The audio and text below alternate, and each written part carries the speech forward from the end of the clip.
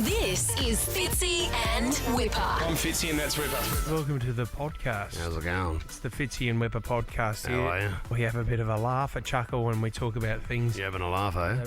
You having a laugh? Oh, Sandra Sully with the late news over You there. having a laugh at I'm me? so sorry, but Sandra Sully is coming on the How's it show going? so at some stage. The other one, this is a big one as well. We want to compile a list of professions that you shouldn't date. Yeah. Okay, now if you've had problems with a lawyer before, haven't we all? Sandra Sully with the late news. This is Leno went out with a sex worker. Oh, that is. And you had a bit of an issue, didn't you? That is not. Only when she turned up to the Nova Christmas party. Gosh. Just didn't know whether I needed to pay or not. That is. Oh, that is. way too far. Are you working? Oh, you are. That is No, but I mean, are you working? She was also your aunt. She didn't know that we were dating either. She was not his auntie, Fitz. It is not a Christmas present I would like from the Oh family. my gosh, not there. So we've got some great calls coming up. There's some beauties, professions that you just shouldn't go near when you're looking for love. Fitzy and Wippa. A little bit of controversy and headlining this morning. Thank you, Leno. Get that basketball music going. Was the game that took place on Sunday. Well done to Benny Fordham, who put this together for the Starlight Foundation. It was a celebrity game of basketball as we raised money. Our great Premier Dominic Perrottet was there. Nick Kyrgios was also playing, and that's the reason. Apparently you were there I as was well. there too. Do you know what annoys me so much? Is that the footage they continue to use is Dominic Perrottet having a shot, right? He's on the angle, and then Kyrgios blocking him, right? Knocking the ball out of his hands. It then goes to Belinda Russell, which falls to me, and I have a shot and miss everything. Massive air ball. But that massive air ball, like not even the backboard, meters from it. It was good to watch. It was like a slow-mo of a weird planet floating through space with no direction. White men can't jump. Oh, they can't play basketball. throw. Or sing or dance. But that's fine. What's interesting this morning is there was talk at the time, and everybody loved to see the Kyrgios show, right? Nick Kyrgios pulls a crowd. No matter what you think of him, love him or hate him, he's a talking point. So, when we were there, it looked like the other team. It was stacked. I mean, Kyrgios is an athlete. Yeah. He's a world-class athlete. And here's myself and Fordham. A little bit heavy around the mid, bit of a dad bod, having a swing. If you follow him on Instagram as well, he is obsessed with basketball, right? So in his spare time, and there'd probably be a lot of tennis coaches that would hate this, but Nick goes out on the basketball courts and he practices with basketball players and he just plays in local comps, but that can't be good for your knees and for tennis, but he loves it. It's Loves something that he the loves game. doing. Well, what was interesting was the back page. It was the back page, wasn't it, last night? Steve Carfino, an NBL great, who was our coach, came out and had a couple of words to say about Nick Kyrgios' performance in a charity game. He came out there to show his worth. I'm going to go on the record right here. Man, put the camera on me. What a jerk. Oh, my goodness. He's blocking girls' shots. He's not passing to his teammates. This is a celebrity game. That's the premier right there. Have some respect. It was ridiculous. It was unsportsmanlike. I think it wasn't the right moment to show how dominant you can be against Australia's contestant for Miss World. He makes a point. It's a tough one. It is a real tough one. It's a charity game, and you're there to have a good time, and you don't want to be. And I've done this before. Remember, we played in that charity game, footy game, Fitz, and I tackled a guy with too much enthusiasm. Well, the guy was 12. Well, no, he wasn't. The problem was he was like 50, so he was the only bloke I could catch. But then someone said, "Oh, you took it a bit seriously," and I felt like an idiot. Well, do you know what? And there were kids out there as well. There was kids in wheelchairs, and there were celebrities out there that have never played basketball before. In those games, it's more about humour. You muck around, you pass the ball to everyone. Everyone, you know what? You let people have a shot. Yes, you do. Majority of the time, they're going to miss, and then you take it down the other court. He wanted to score. Wasn't there? There was a conversation before the game where that's right. Have a listen to this. Shane actually said to Nick, he was like, Steve, I shook hands with Shane before the game, and he said, hey, Nick, come over here. He's like, Carfino doesn't think you can get 20. So that and he looked at me like he was ready to kill me. Did you think of it? So that tipped him into it a little bit. But at the same time, Kyrgios would grab it on the rebound and run to the other end and score without passing. So the other thing as well, right? Like Nick's played an individual sport his whole life. He's never been in a team. This is the thing. So it's Teams, and this is why Carfino has been part of basketball and is a legend of the sport. You share it around. This is the thing. It's all about the team first. But obviously, Kyrgios was blocking and smashing everyone. Mate, he put on a show. Don't get me wrong. And Did he block you? Oh, he would have. Yeah, it got a bit physical. He would have. He doesn't even know. No, but he was everywhere, mate. That's the thing. You couldn't stop him. Anytime I had the ball, Kyrgios was in my face. Yep. But that was also part of the show. For anybody there that was sitting in the stands, you would have enjoyed it more because you were watching Nick Kyrgios put on a phenomenal show. But at the same time, for anybody playing in the essence and the spirit of the game, you would have gone, I don't know if that's the best way forward. See, I think what we need to do is that we need to accept Nick Kyrgios for who he is, right? Yeah. And I know it's not Australian, right? And he goes about it in a different way. But you know what? That's what he does to rev himself up. I've found it hard over the years to actually get behind him because I don't think he's humble. No. I don't think, but he's more American in that sense. You struggle to warm to him because there's no empathy there. But you know what? If that's the way that he's going to be, you got to support him. He's Australian. So he came out on Fox Sports and on Instagram after this was posted yesterday about what Steve had said, and he said, lack of respect, you potato. Have a look at my foundation. Look me in the eyes and tell me what lack of respect there is for that. Maybe if you showed less sportsmanship, your NBA career would have lasted longer. See, and this is you can't. Unnecessary. He had a crack at you one time, didn't he? Do you know what? Oh, that was an off the cuff remark on the back page, having a go at him. Someone yelled out at a tennis match, someone yelled out from the crowd, underarm serve. And he did it. And he did the underarm serve, but he stuffed it up. It went into the net. And then I came back and I said, someone should yell out, win a quarterfinal. And what did he write back to you? Right. So then, do you know what? On the back page Instagram account, the only person to reply to that was Nick Kyrgios. So he sits at, what astounds me, he's got millions of followers. 2 million followers. He goes and replies to all of these. Who could be bothered? It's a lot of work. I mean, Steve makes a valid point. I mean, share it around. Give sort of the dad bod guys out there on the court a chance. Do you think Ben Fordham likes being lumped with you this morning in the dad bod category? Oh, we're both dads. You've done it twice. With a little bit of tum. I mean, Fordo, right? How's this? Game starts. We get the ball. We take it down, shoot, rebound. Fordo hasn't moved, so he's sitting under the ring at the other end of the court, says. Ball falls to him. Fordham scores. Lucky just. Fordham's got the ultimate dad bod. Are you serious, Sarah? I mean, that guy... No, he lost all that weight. He gave up sugar. He had a Tim Tam addiction. He's flogging the 2GB credit card and taking his team out for lunch every Friday. He's putting a bit on it I think you're going to regret this. Yes. Book smarter these holidays. With whatif.com, you can book everything for your trip all in one place. Plus, select hotels are fully refundable. Booking cancellation windows apply. Make up for missed holidays with What If. It's Aussie for travel. Check government advisories before booking and travelling. Use the radio as a public announcement if you'd like and warn everybody else. Don't date somebody that does that job. What would that job be? Articles come out talking about what are the least attractive jobs. And I don't think that means what do guys look ugly in or what do girls look ugly in. Because I tell you what is on the list here is a fireman.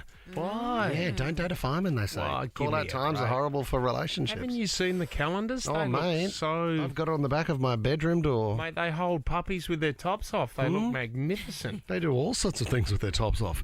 The fact that they can make a pair of what looks like suspenders or braces, are they? Yeah, For a look guy? hot. See, Over the shoulder with nothing underneath, and you've got my attention. I would say a fireman or a firewoman are addicted to adrenaline. So you're right. Those people always have to be outdoors. They want to do stuff all the time. Let's go do this. yeah, They're up for extremes. anything. Yeah, throw me into a fire. Like Tony Abbott. Oh, he's just a volunteer, isn't he? When I first started practicing law, this woman says 13 years ago, I was given a list with the top 5 professions that men and women should avoid marrying.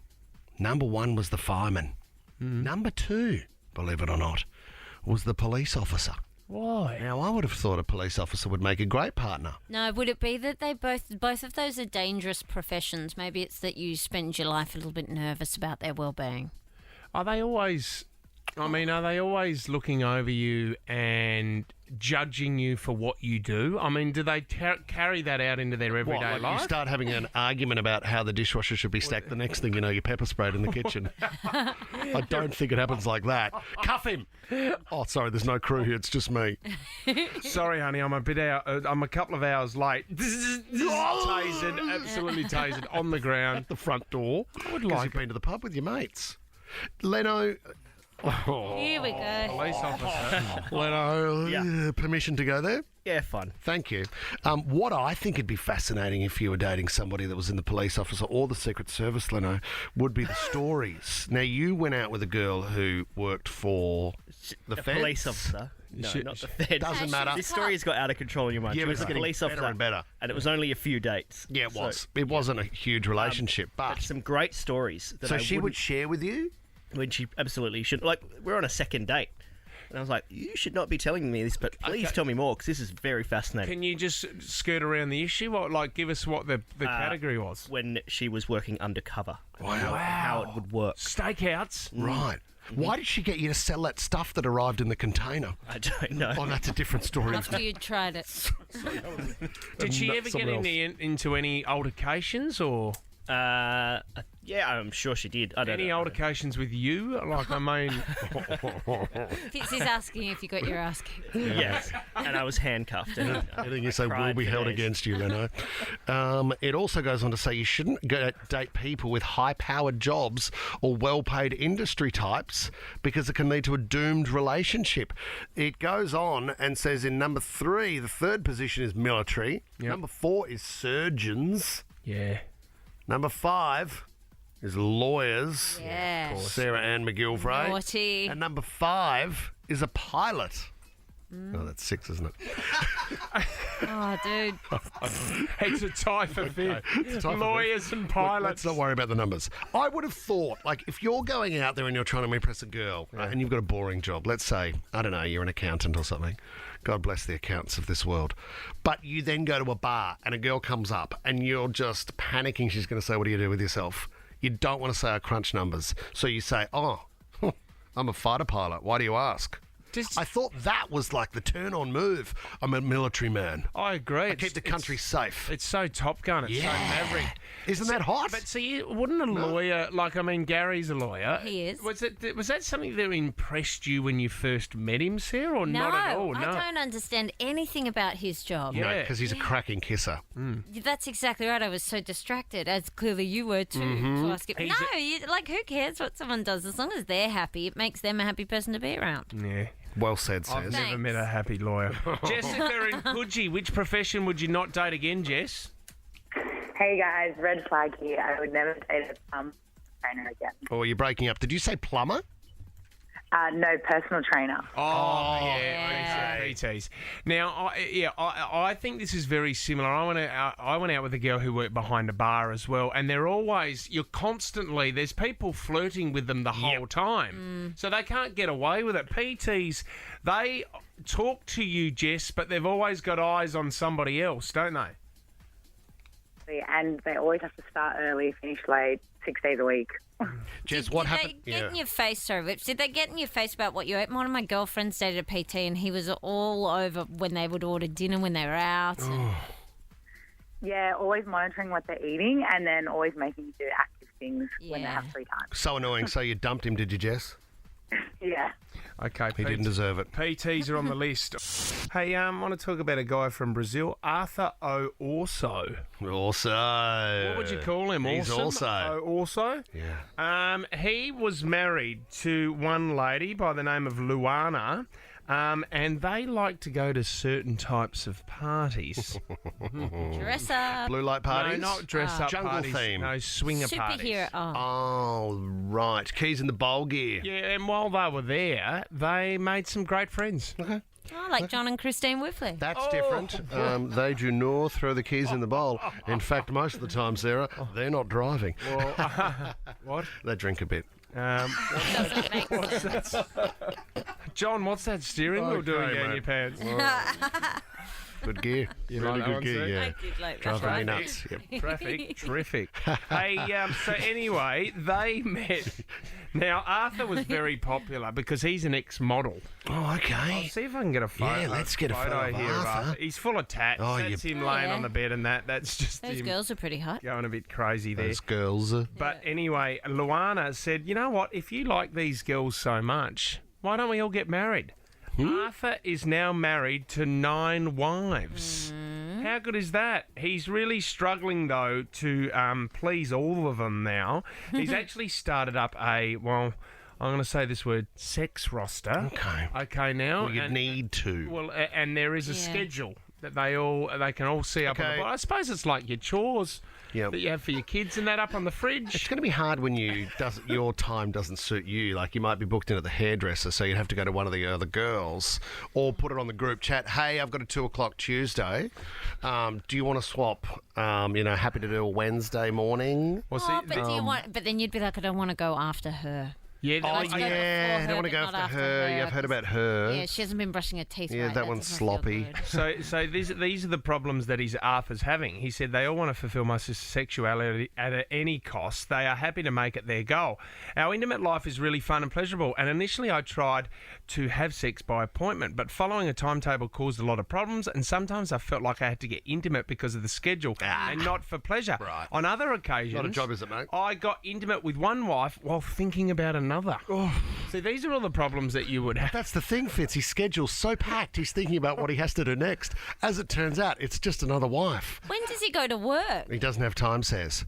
There's no way he's got time. I mean, if he's got wife number 2 booked in 3, 4 and 5 in the morning, and then the afternoon shift is 7, 8, 9. Oh, wait up. hang on. We've got a few problems here. What's happened? However, the couple now face not the couples now face divorce from one of their wives, Agatha, as Always Agatha. she's not happy. She wants him for herself, and she's decided to get divorced. Sarah, can't. she's out. Can I just say, in the modern workplace, you would agree, and to his benefit maybe, every staff member here, at least at Nova, they multitask. They have a couple of jobs. So could I recommend to Arthur that this in the is a tight morning, link. Yep. maybe 1, 2 and 3, all jump in on the same act, and then you've got that roster ticked off. So combine some of your meetings and see if you can do it like that. He said his dream is he only has one daughter at the moment from a previous marriage, but he says, I would love to have a child with all of my wives. Oh, well, that's just stupid. So 9 kids. So he's lost one. One's got divorced, so he wants 8 daughters. Remember Kira, who was on The Bachelor? Remember Kira? She's been in the show a couple of times. She was from a... is the word cult correct? I think so. Or should I drop it back a little bit and call it community? But she was one of 63 kids, and he had 9 wives and 63 kids. That's right. And they lived in like a compound, and she was the offspring of this community. But I don't know what it would be like now, looking back on going, there's Dad, there's a lot of mums, and how the hell are we going to get everyone together for Christmas? And that's why she was so comfortable on Bachelor in Paradise, Yeah, because that's it was just an island full of people, and everyone was hooking up. She goes, "I'm used to this. I grew up with this Oh, stuff." Dad would love this spot. Congratulations to Aussie snooker player Neil Robertson. This is sad because he went on to lose the actual tournament against the guy that he was playing, but he has recorded only the 12th ever 147 in the history of snooker. Now, what that is, you break. And then you pot a ball. You got to pot all the reds. Now, in between each red, Sarah, you actually then have to pot a coloured ball.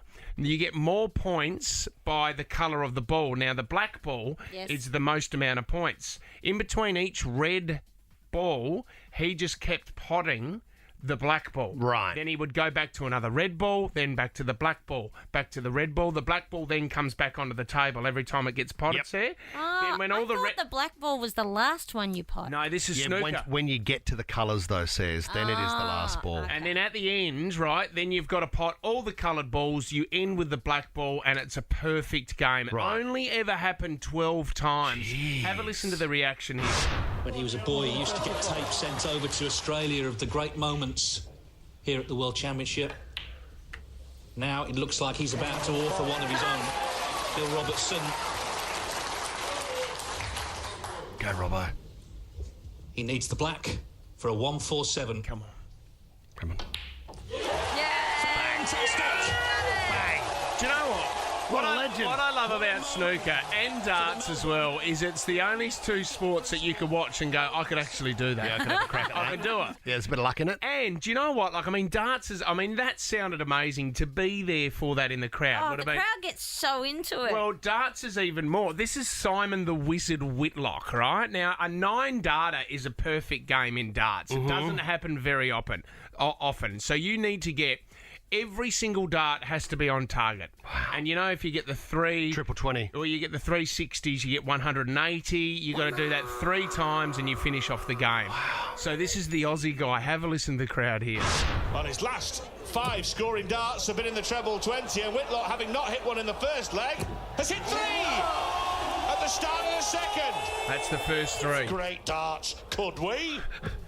Could we? Could we? So there's 6 darts. He needs the final 3. What a leg of darts. Whitlock couldn't hit a treble 20 in the opening leg, but he's hit 6 on the trot in the second. Can Simon Whitlock get his name on the roll of honour? Come on, the Wizard. Choices. Double 18 for Simon Whitlock. Oh, my goodness.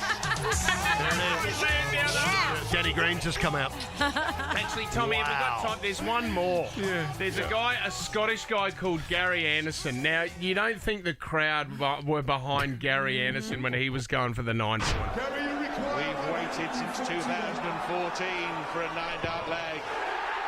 Gary Anderson wants treble 19.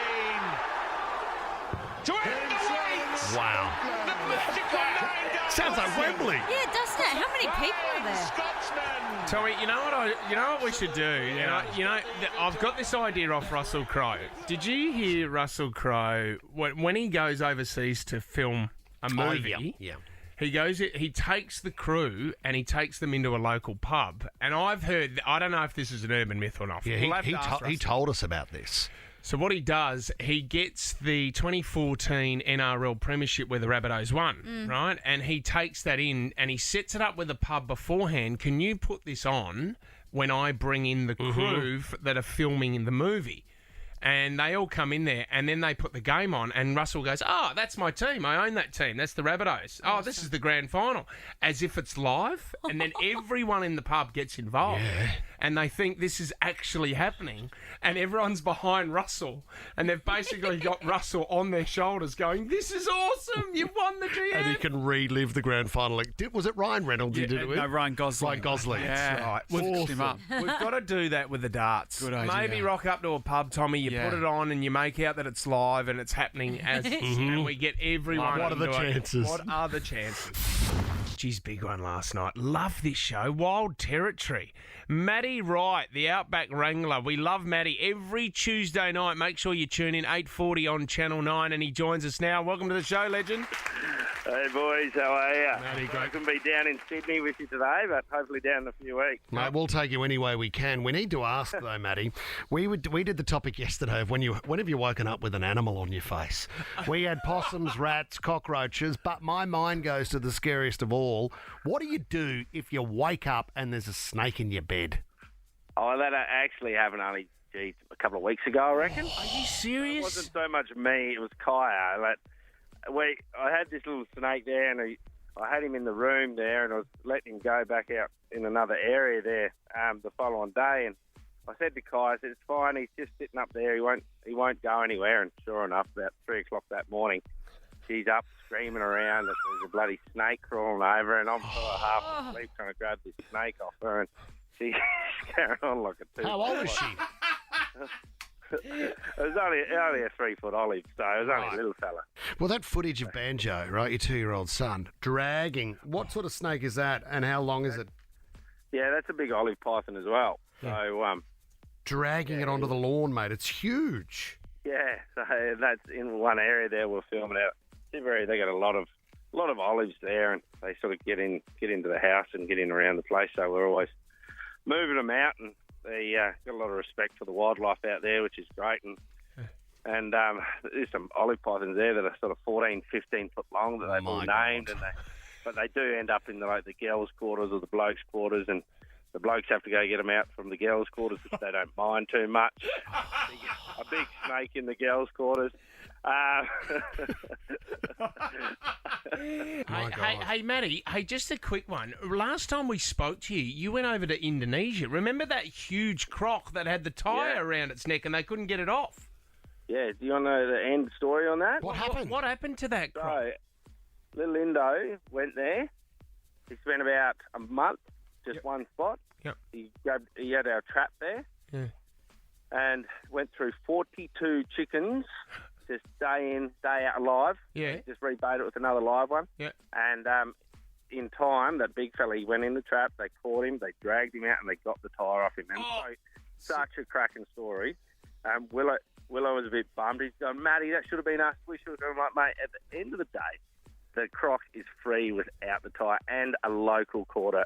It's so good. That is awesome. But that's what it takes time, doesn't it, Matty? I mean, these crocs are quite smart. They're not going into that trap straight away. Oh, definitely not. And over there, it's you've got dogs and cats and goats and cows, and there's all floating down the river. Yeah, plenty of food. There's so much food source. And the only way we could get close to him was at night time. And we had him on the rope there one night there for a couple of hours, and he went through a fishing net and busted us off. But jeez, it was a hell of an experience. It was a great time. Awesome.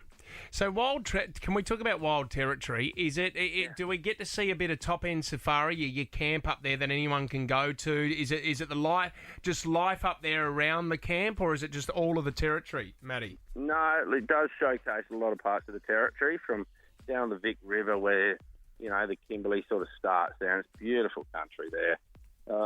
And then across to the Tiwi Islands where the lodge is over there, and we're doing a full refurb on that. So while we're refurbing that, we're living in a tent, like a big safari tent, and then the safari camp, the area where we keep all the big crocs, and sort of educate tourists as they come through about with the crocodiles, and that yes, they are a big man-eating dinosaur, but you got to have respect for them and look after them. They're still part of the whole ecosystem, and that's one of the main drives behind this, to open it up and really sort of show more of Australia that has never been shown before. Well, mate, we can't wait to see it. Wild Territory, Tuesday nights, 8:50 on Channel 9. You can check it out on 9 now as well. And also, mate, a very special one as well, because you dedicate this series to a really close mate of yours, Chris Willow Wilson, that you lost recently, Matty. Yeah, that's been pretty hard there, losing Willow. We're all trying to come to terms with the whole ordeal. It still doesn't feel real. We're in the same yard together, and we expect that phone call at 5 o'clock in the morning. What are we doing, Matty? Where are we going? Yep. And obviously leaving the family behind with Danny and the kids, and Bobcat and his mum, and my sister Laura. It's just devastating. It's something that never would have thought it would ever happen, especially for Willow. Like, he was such a solid, safe, organised person, and it's hard to comprehend that he's not going to be back here. Yeah, I bet, mate. Been thinking of you, buddy. Well, you stay safe. See you, team. Bye-bye.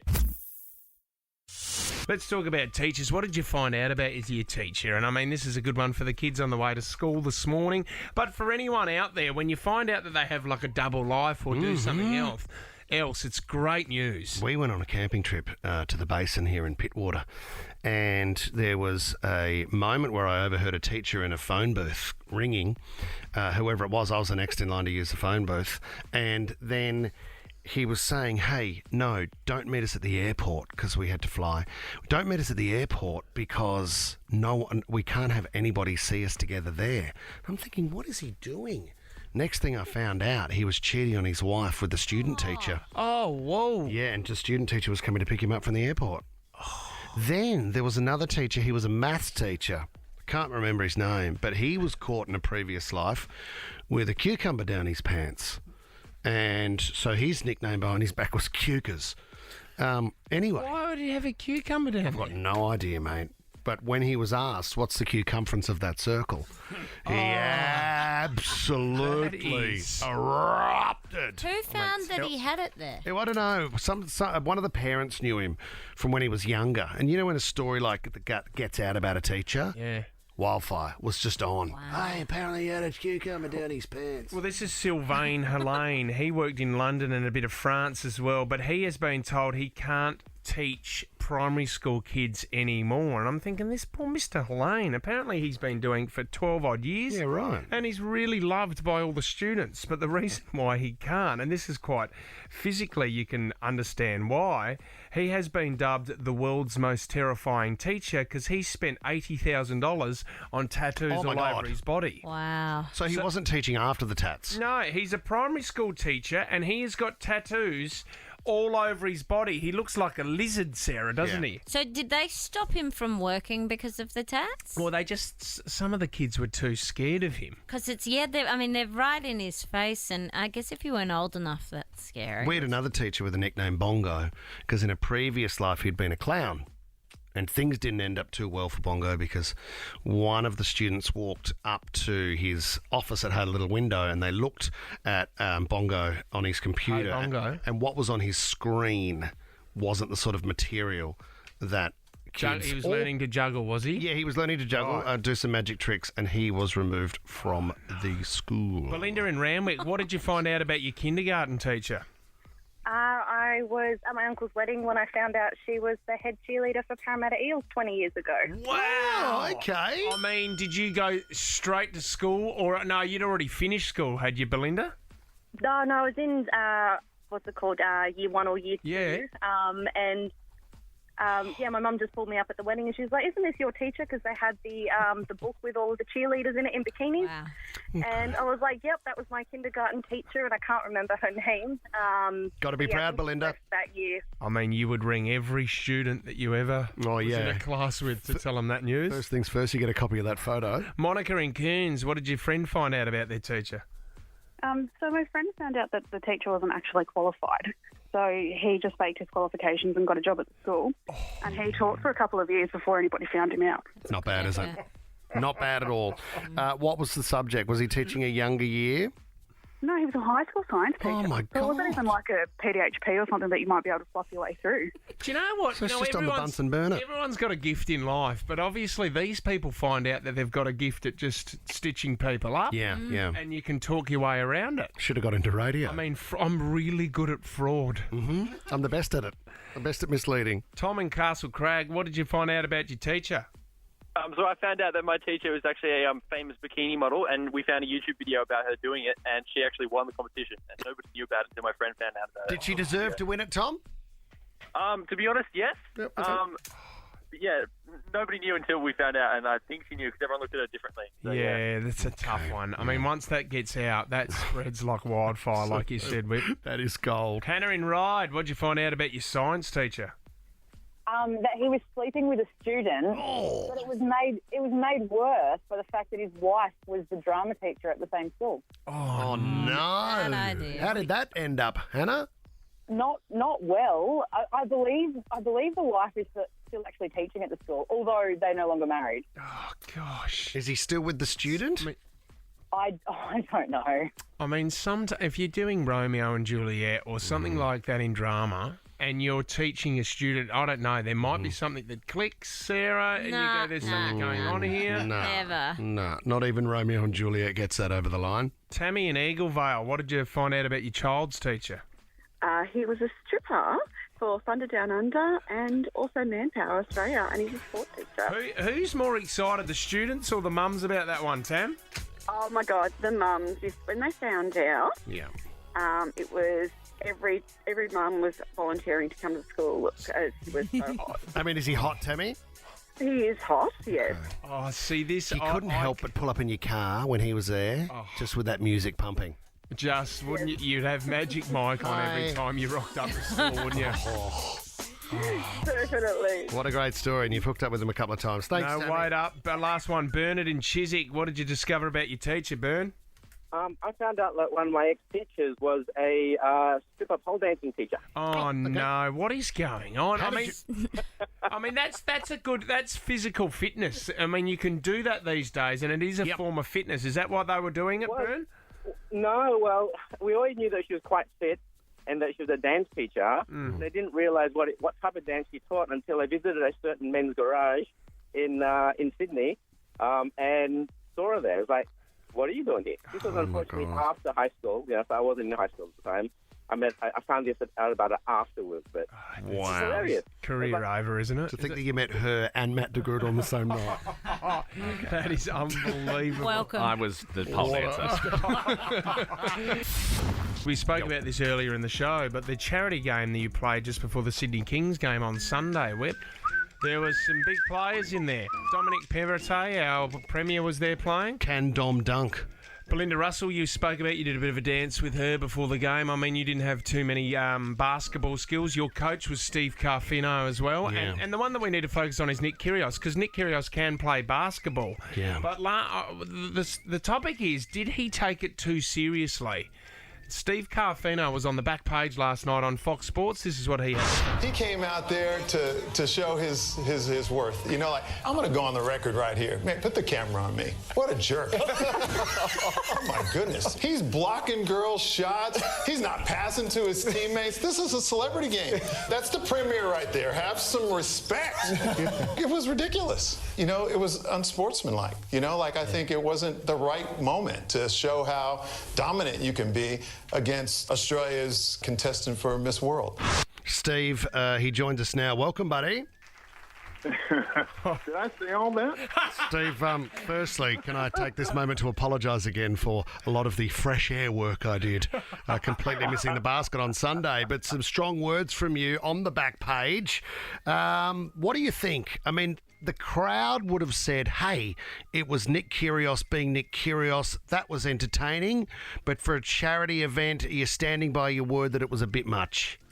Oh, absolutely. You know, there's a time and a place for it. I've been to a lot of charity events, you know, whether it's golf or whether it's, you know, AFL celebrity game or whether it's, you know, rugby league. Yeah. You know, players who have skills and players that play at the top level, they understand where they are. You know, they're playing against, you know, Miss World, you know, contestant. Yeah. They're playing against people that haven't played basketball before. So I just thought, you know what? Of all the tennis players in Australia, I find Nick Kyrgios the most entertaining to watch. Yeah. You know, like, I do think there's a time and a place for it. If that's what he has to tap in to get to the world-class level that he's at, then fine, I get it. But that was the wrong time and the wrong place. I just felt like his behavior in that game, you know, wasn't right for that moment. That's all. So he could have stood up and made a bit more of a song and dance if he wanted to take that fun line of putting on a show. Is that what you're thinking? Yeah, I mean, you know, like, I get it. I get it, you know, and people came at me pretty hard on the comments on Fox Sports, but, you know, I'll wear that. I just think that it wasn't the right time and the right place. You know, to me, it looked like a Seinfeld episode when Kramer was beating up on little kids in the karate class. That's what it looked like to me. So I just thought I'm the little kid, Steve, unfortunately. It wasn't appropriate for that. Do you think? I think. Yeah. So go ahead. Sorry, Steve. Do you think it is because, I mean, tennis players, they do live in a bit of a bubble. It's an individual game. I mean, we grow up in a team environment, and usually players like that in a team environment are brought back down to, you know, a certain level. Steve, do you reckon that might be a reason why? You know, the way he goes about his game and the way he felt like when he went into that charity event, then, you know, that's his opinion. But my opinion was it was too far. Now, I think that I just think that you just have to go. I thought he should have gone about it a little differently. But, you know, he's a world-class athlete. How he taps into it. His criticism of me was like, if I would have had that attitude, maybe I would have gone further in the NBA. Maybe he's right. Yeah. You know, but I just thought that if Michael Jordan or LeBron James were at that and they acted the same way, I would have the same criticism. Exactly. You know, Steve, because, I mean, the rules were with our team and as you as coach, there were 3 rules that we were going to have as much fun as possible. We'd do everything with a smile on our face and we got behind our players no matter what they did. That's exactly. You know, like, I think I got you and Fitzy confused when I thought you said that you were the Steph Curry of breakfast radio, though. Oh, what? Did he honestly say that? Yeah, I get it, mate. I get it. I mean, Fitzy, it would have been good to have Steve. It would have been good to have Fitzy there actually standing under the ring because we needed some height. I mean, I didn't do a hell of a lot out there.